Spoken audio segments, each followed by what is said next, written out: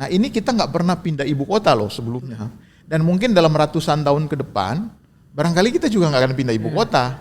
Nah itu kan kita nggak punya pengalaman ibaratnya ya. Jadi nanti ada kawasan inti pusat pemerintahan, lalu ada kawasan barat, kawasan timur. Nah ini tentu akan ada infrastruktur yang dibangun.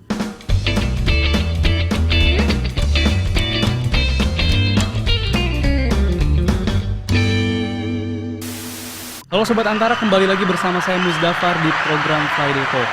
Kali ini kita kedatangan tamu spesial, seorang staf ahli utama kantor staf presiden, Bapak Rawanda Wandi.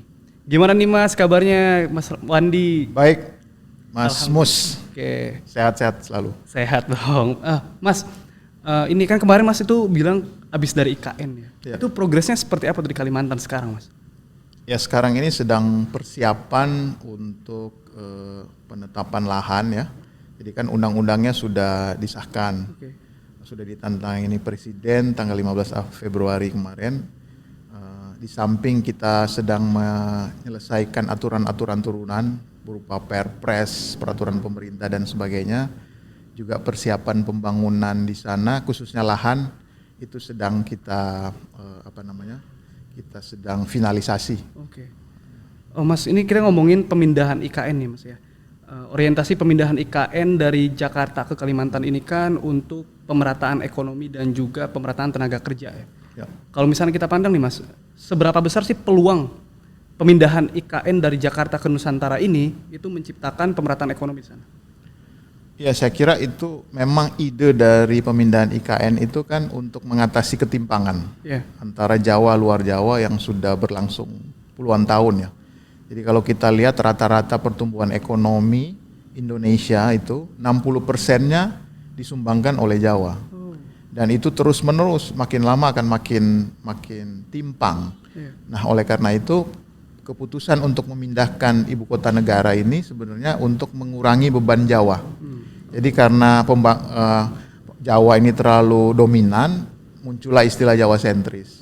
Nah dengan adanya pembangunan IKN tidak berarti kita kemudian serta-merta dipindahkan semua ke Kalimantan Timur, tetapi kita ingin ada epicentrum baru ya. Jadi selain ada IKN juga ada kota-kota lain di Kalimantan, di Sulawesi, itu semua harus dibangun juga supaya beban di Jawa tadi berkurang dan tidak kemudian membangun Kalimantan sentris, tidak, tetapi Indonesia sentris. Jadi kira-kira seperti itu. Ide besarnya seperti itu.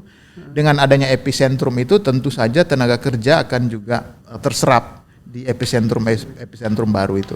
Oke, dalam proses pembangunannya ada nggak Mas kayak prioritas sektor pembangunan tuh ada nggak yang ditargetin sama pemerintah? Ya tentu saja kita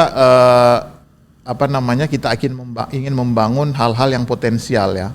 Jadi kita tahu bahwa kita juga punya sumber daya alam yang laut misalnya. Oleh karena itu pembangunan green economy dan blue economy akan menjadi prioritas ke depannya. Karena ini memang tren dari pembangunan global terutama dengan adanya isu perubahan iklim, hal itu yang kita miliki saat ini. Oleh karena itu IKN itu akan melakukan transformasi dalam berbagai hal termasuk sektor-sektor yang berkelanjutan tadi. Jadi bahkan energinya pun energi yang renewable. Saya kira itu dasar ide besar dari pemindahan ibu kota Nusantara. Oke Mas. Pemindahan Mas, kalau misalnya kita ngomongin pemindahan juga nih ya, itu kan akhir-akhir ini banyak menimbulkan polemik juga di masyarakat nih. Banyak kayak masyarakat menentang terlalu dipaksakan gitu pemindahan IKN. Itu tanggapan dari KSP sendiri seperti apa tuh Mas? Ya sebetulnya yang kritik itu kan terhadap momentum ya. Tetapi ide terhadap pemindahannya kan sebetulnya banyak yang setuju. Karena kita menghadapi tantangan ketimpangan tadi dan juga nanti kita bisa bicara lebih panjang tentang tantangan perubahan iklim yang membutuhkan cara berpikir baru. Nah, yang dipersoalkan adalah sekarang kita ini sedang pandemi, kan kira-kira seperti itu. Kenapa sih harus pindah sekarang? Kan lagi pandemi. Tetapi yang harus kita juga sadari, kita ketahui bahwa momentum itu tidak datang dua kali ya. Kenapa saya bilang begitu? Karena saat ini kita berada dalam sistem presidensial multipartai. Jadi, sistem presidensial multipartai itu sistem presiden tapi banyak partai. itu sebenarnya sangat sulit loh menghasilkan keputusan, kesepakatan antara presiden dengan partai-partai. Nah, di zamannya Pak Jokowi ini ternyata Pak Jokowi mampu mendapatkan persetujuan kesepakatan dari parlemen. Oleh karena itu kita anggap ini momentum. Ya udah sekarang momentumnya. Belum tentu 2024 dan seterusnya ada pemimpin yang mampu melakukan kesepakatan itu dengan parlemen. Oleh karena itu, undang-undangnya kita amankan dulu karena undang-undang ini membutuhkan dukungan parlemen kan. Betul. Kita amankan dulu, baru nanti pembangunannya, eksekusinya itu bisa mengikuti keadaan kita. Kan kita sudah menghadapi pandemi ini dengan pendekatan gas dan rem kan. Ini kan sebenarnya pendekatan yang bertentangan nih, gas atau rem itu kan bertentangan. Tetapi kita sudah punya pengalaman itu. Jadi kalau kasusnya lagi meningkat, ya kita rem dulu pembangunannya kan. Tetapi kalau kasusnya sudah menurun, ya kita bisa gas. Saya kira pendekatan yang sama, prinsip yang sama juga bisa kita lakukan dalam IKN. Oleh karena itu momentumnya kita rebut dulu, undang-undangnya kita bikin, tetapi pembangunannya kita lihat, kita sesuaikan dengan keadaan kita. Oke, ngomongin soal eksekusi nih Mas ya. Ketika di sana di IKN nih, tantangan seperti apa yang dihadapi oleh pemerintah sekarang nih Pak? Ya, tantangannya tentu banyak ya. Saya nggak bilang bahwa dengan adanya IKN ini kemudian, ini kita sudah 100% matang. Tidak.